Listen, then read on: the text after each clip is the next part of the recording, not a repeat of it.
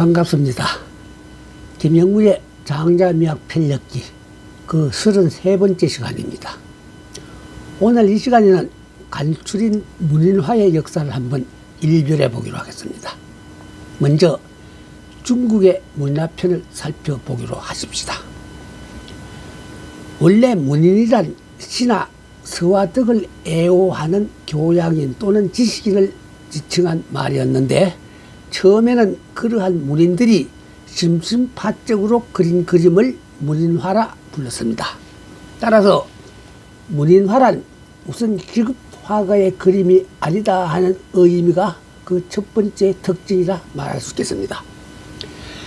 처음에는 화가의 신분상에서 문인화란 구별이 나온 것이지 결코 회화에 어떤 양식을 두고 나온 말은 아니었다는 뜻도 되겠죠. 그러나 점차 그림을 그리는 태도나 소재의 선택 내지 화풍의 고착화 등에 의해 문인 화가들한테는 자연 공통되는 몇 가지의 특징이 나타나게 되어서 비극적인 화가와 극명하게 또 다른 경향을 나타내는 전문적인 문인화풍이 형성되기에 이르렀던 것입니다. 문인화란 말은 명나라 말기의 서법가이자 화가였던 동기창이 처음으로 쓰기 시작했는데, 그가 말한 문인화란 일반적인 의미가 아니라 바로 남종하와 동의어로 사용되었던 것입니다. 원나라에서는 지급 화가들을 가랭자 행가라고 불렀고, 여기로 그림을 그리는 사람들을 이를 이자 이가로 부르기도 했습니다. 그와는 달리 문인화는 사대부화로 통하기도 했고요.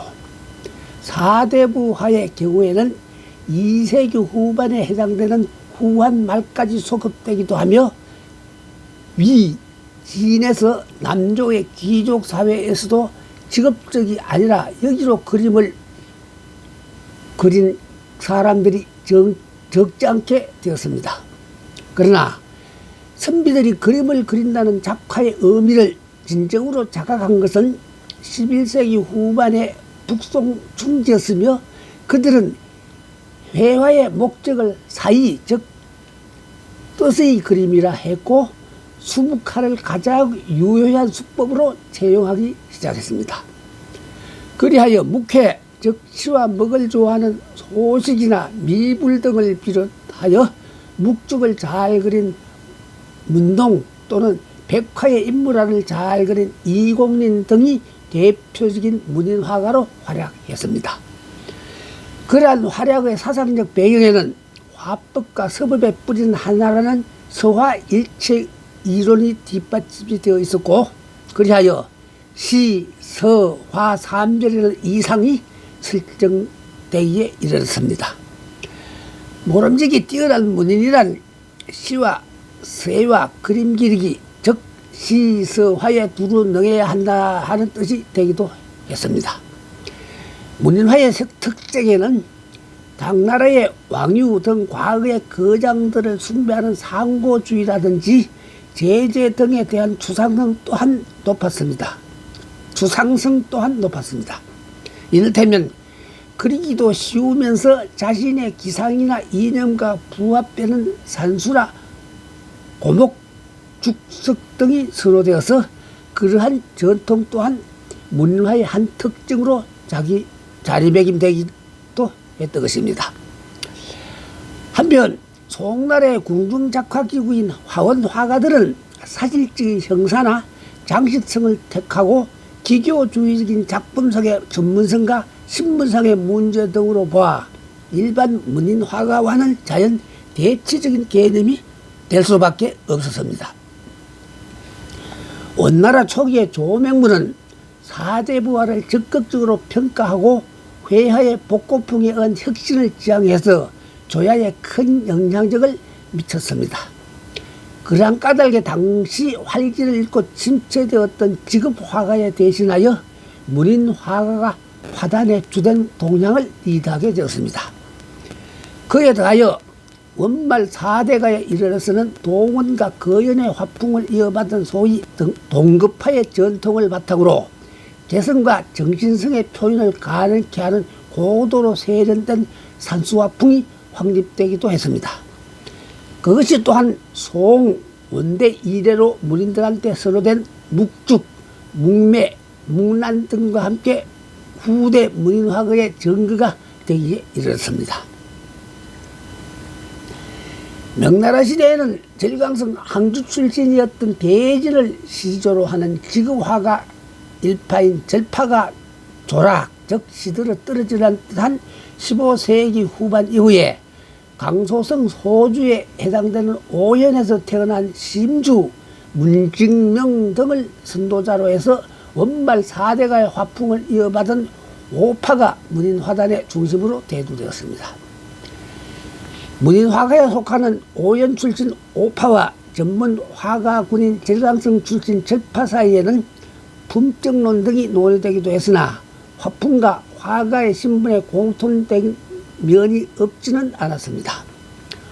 오파는 차차 분파가 생기기 시작했고 또 문인 화가들 중에서는 오파계 일외의 개성주의 화가들도 출연하여 16세기 후반에서 17세기 전반기에 해당되는 명나라 말기에는 오히려 문인 화가가 전문 화가군인 절파를 압도하는 세력으로 군림하게 되었습니다.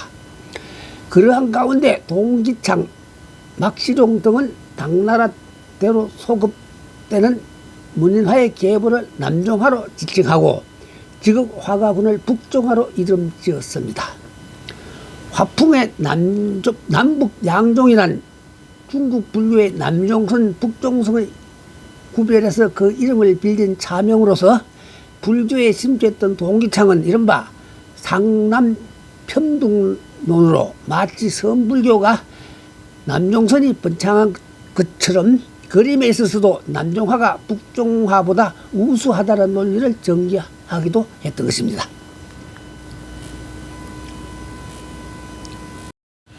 문인화는 본래 원말에 예찬이 말한 것처럼 스스로 즐기민 자오를 위해 제작되는 것으로 적어도 겉으로는 거짐을 팔아 보수를 얻는 것을 목적으로 하려 들지 않았습니다.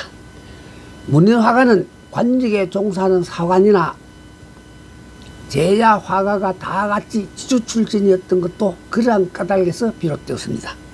그러나 원나라 시대가 되면서 이미 그림을 팔아 생활하는 문인 화가가 나타나기도 했고 또 명나라 시대 때는 농업 경제력이 상대적으로 저한 것에 대응하여 상리를 떠나 도시의 상업적 경제력에 기식하려는 문인 화가가 차차 눈에 띄기도 했습니다. 18세기 청나라 중기의 양주 8개는 그러한 전형이 되었으며 그 이후 거의 모든 화가가 직업적 신분으로 문인화를 그리기도 했습니다. 다음은 간추린 우리나라 문인화의 역사입니다. 한국에서는 고려시대의 시인이자 신라 왕족의 후예이며 삼국사기를 편찬하기도 했던 김부식과 인종 때의 문인으로 묵죽을 잘 그린 정홍진 등이 화가로서의 면모를 보인 적도 있었습니다. 그러나 엄격한 의미로 볼 때 문인화는 아무래도 조선시대에 들어와서 제자리를 잡았다고 볼 수가 있겠습니다. 조선조 전기에는 김씨, 조숙 등이 시대적인 화풍을 보여주었으나 후기에 이르면 독창적인 준법, 즉 상과 바위 등의 질감과 입체감을 나타내는 기법을 창시한 정선과 부벽전, 즉 척피를 이용하는 산소화법 등에 능했던 심사정, 그리고 중국의 남종화 풍을 이어받은 조영석 등이 본격적인 화가로 활약하며 산소화를 많이 그렸습니다. 정선, 심상정, 조영석 세 사람이 소위 4인 3조로 불려지기도 했습니다. 대제학, 이조참판 등의 관직에 올랐던 이제도 서화에 능했고 윤순 또한 대제학, 이조참판 등을 역임하면서도 서화에 뛰어나 명나라 문직명의 서풍을 따르면서도 그를 능가한다는 평을 듣기까지 했습니다. 윤순은 훗날 원교석이라는 저서를 집필하여 독자적이며 민족적인 서풍을 제시한 서예가 이광사의 스승이 되기도 했습니다. 이었고 김정희, 전기, 그리고 당대 제일의 문안화가 민혁이 등과 같은 19세기 화가에 의해서 조선의 문인화도 그 정점에 달했다고 볼 수가 있겠습니다. 다음은 약간의 시간을 여담으로 할애하여 보겠습니다. 서기 1840년 가을, 여차 하다가 추사 김정희가 유배를 가게 되었습니다. 모진 국문을 당한 뒤라 온몸에는 피멍만 시퍼렇게 살아있는 몰골에 김정희가 형구에 묶이고 죄인 호송령의 마차인 함거에 실려서 남으로 끌려가고 있었습니다. 한양을 출발한 그 함거는 전주를 거쳐서 남은 나주 해남을 경유하고 진도에서 배를 타고 제주도의 화북진 폭으로 들어가게 되어 있었습니다. 김정희가 위리안치 될 대령년은 제주도의 최남 서남쪽이어서 화북진 포구에서도 80여리나 떨어진 곳이었죠. 그러나 김정희는 그 함구가 어디로 가고 있는지 알지 못했고 알고 싶지도 않았으며 지금은 어디로 지나가고 있는지도 알 수 없었고 과연 유배지까지는 몇 날 며칠이 걸릴지도 몰랐습니다. 설사 알았다 소치더라도 속수무책이었겠죠. 함거가 막 전주를 지날 무렵이었습니다. 육신의 생명은 비록 시들고 죽을지라도 시, 서, 화를 향한 김정희의 열정과 그 불꽃만은 사그러질 줄 몰랐습니다. 하인 봉의를 통해 아주 은밀하게 전해진 김정희의 뜻이 범죄자 호송 책임자인 거모랑의 마음을 움직이게 만들었습니다. 말하자면 김정희가 살아생전에 꼭 한번 만나보고 싶어 했던 창암 이삼만 선생을 만날 수 있는 특채를 의금부 도사 거모랑으로부터 얻어낸 것입니다. 물론 김정희와 이삼만은 그때까지 수인사도 한번 건넨 적이 없는 생면부지였으나 서해를 통해서 상대가 누구란 건 서로가 잘 알고 있었습니다. 이삼만은 앞에서 말한 원교 서길의 저자이며 40여 년 전에 타계한 원교 이광사를 스승으로 삼은 향토 서예가에 속했습니다. 이광사는 전주에서 태어나 조선에서는 끝끝내 기세 한번 제대로 펴지 못한 양명학을 신봉했던 선비로 자리매김되어 있었습니다. 그 양명학이란 중국의 명나라 시대에 왕양명이 신랄하게 주자학을 비판했던 학설이었습니다. 주자학이 지배하는 시대에 그 주자학에 맞선 학설이었으므로 이른바 반체제적 논리가 강할 수밖에 없었고요. 바로 그 양명학의 운명처럼 이광사 또한 영조 31년에 발생한 나주벽서 사건에 연좌되어 함경도의 회령이나 전라도의 진도 등지에서 장장 22년간이나 유배 생활을 하다가 생애를 끝마친 불행한 인물이 되었습니다. 나주벽서 사건이란 소론에 속해 있던 윤지 등이 정적인 노론을 축출할 목적으로 고려 공민한 시절에 관청객사로 건립되어 국내 최대 규모를 자랑하는 나주객사에다가 조정을 비방하는 글을 써붙이다 발각된 사건이었습니다.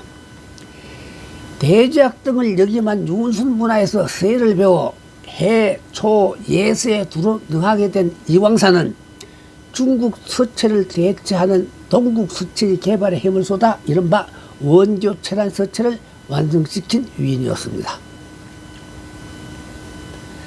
그는 목판본으로 찍어낸 화동서법이란 첩과 서예의 역사와 이론을 체계화한 필계지란 저서도 남긴 바가 있는데 이삼만은 그러한 저작물을 통해 독공으로 일가를 이룬 서예가가 되었던 것입니다. 그리하여 이삼만 선생은 지리산 선원사의 보제루란 대형 현판 글씨도 써준 적이 있었는데 초이스님도 이전에 그 글씨를 직접 감상할 기회를 가진 적이 있었습니다. 이삼만은 전주철이 빤히 내려다 보이는 무황리에 고풍스럽다기보다는 낡았다는 말이 더 적절할 것 같은 사악한 기와집에 살고 있었습니다. 그는 은 고기를 넘긴 71세나 되는 노인이었습니다. 이삼만은 비록 죄수복을 걸친 사람이었지만 추사 김정희는 청나라에서도 해동 제일로 치는 서예가임을 익히 알고 있었기에 일삼아 자기를 찾아온 그를 정성껏 맞이하려 들었습니다. 사랑채에서 수인사를 끝낸 다음 이삼만은 김정희의 방문 목적을 지레 짐작하고서 몇 폭의 자기 서예 작품을 김정희 앞에 펼쳐놓았습니다. 이삼만의 제자들도 몇 사람이 모여들어 호기심 가득 찬 시선으로 그들 주위를 빙 둘러 감싸며 서 있게 되었습니다. 그런데 이삼만의 글씨를 쭉 훑어본 김정희였으나 그의 꾹 담은 입이 좀채 열릴 기미를 보여주지 않았습니다. 한 말씀 주셔야죠, 주사 선생. 이삼만이 그듭 분평을 청했습니다. 그럼에도 불구하고 김정희는 흡사 떫은 감을 씹어뜯은 얼굴 표정만 보여줄 뿐 좀채 입을 열지 않았습니다. 방안이 그만 찬물을 끼얹은 모양으로 조용해졌습니다. 그러다 말고 어느 순간 이 세상에 그 어떠리도 미처 상상하지 못할 말이 그만 김정희 입에서 불쑥 쏟아져 나왔습니다. 어른께서는 시골에서 그런 대로 글씨로 밥은 빌어 먹겠습니다. 그 순간 방 안의 모든 사람들이 자기 길을 의심했습니다. 그랬는데 김정희는 마치 못 볼 무엇이라도 보고 말았다는 듯이 그 자리를 박차고 일어나려했습니다. 뭐야, 이삼만의 제자들이 저마다 부르르 떨리는 주먹을 쳐들고 김정희의 앞길을 가로막고 나섰습니다. 저간에 종교에 맞지 않던 스승이 실로 참담한 수모를 당한 모습을 직접 목격하게 되었으니 그럴 만도 했겠죠. 너무나 오만 방자고 불손한 김정희에 대한 적개심이 그들을 분노케 했던 것입니다. 그러나 이삼만은 오히려 제자들을 손사래질로 저지하면서 김정희를 배웅하려 들었습니다.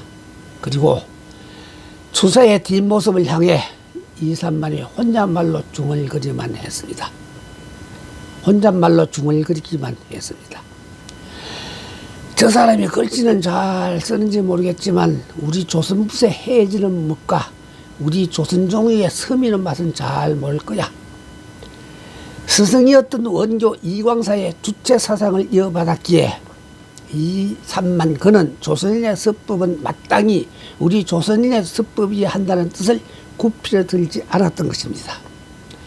차마 발설하진 않았지만 그의 눈에는 조선의 서예가들이 중국의 왕지 필법을 못 쫓아가 환장한 꼴들이 처근하게 보이기만 했던 것입니다. 원래 김정희는 작품에 관한 한 흉종에다 늘 불과 칼을 동시에 품고 사는 인물 같았습니다. 누구의 작품이 그의 마음에 들었다 하면 그의 것은 무조건 다 좋아했고 누구의 이론이나 작품이 그의 마음에 차지 않으면 그런 단박에 그 편을 향해 칼이라도 휘두르고 싶어 했던 사람이었습니다. 김정희한테 초이 스님이나 소치 허련이 무조건 좋아할 인물이었다면 이삼만은 그 반대편에 속하는 경우가 된 모양이었습니다. 두루 생략하고 약 9년간의 제주도 유배 생활을 마치고 기경하던 김정희는 이미 고인이 된 이삼만 선생을 향하여 사죄의 뜻을 정중히 전하기도 했습니다. 이상의 일화는 나의 장편실록 소설 초이순사 장이술에서 발췌한 내용이었습니다. 시청해 주셔서 감사합니다. 다음 이 시간에는 덕기망상, 즉 도끼를 잡았으면 올무를 버려라 하는 화론의 의미를 추구해 보겠습니다.